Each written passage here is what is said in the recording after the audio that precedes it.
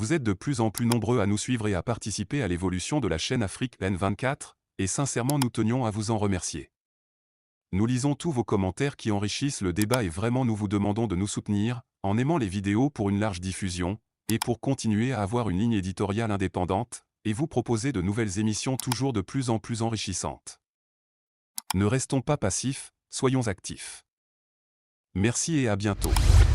Ghana. Contestation de l'opposition au Ghana à l'encontre d'une possible intervention militaire de la CEDEAO au Niger. L'opposition politique au Ghana s'oppose fermement à une éventuelle intervention militaire de la Communauté des États de l'Afrique de l'Ouest, CEDEAO, au Niger.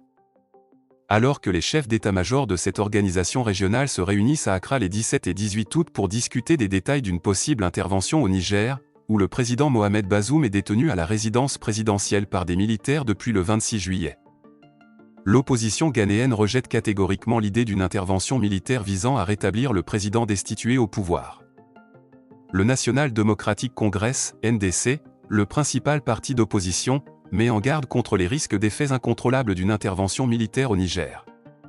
Malgré les explications fournies par le gouvernement, les membres de l'opposition maintiennent leur position initiale.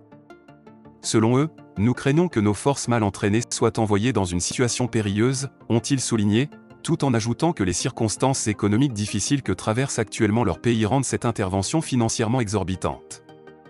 Samuel Okudjeto Ablakwa, chargé des affaires étrangères au sein du NDC, s'interroge, tout d'abord, nous ignorons contre qui nous serions en train de combattre.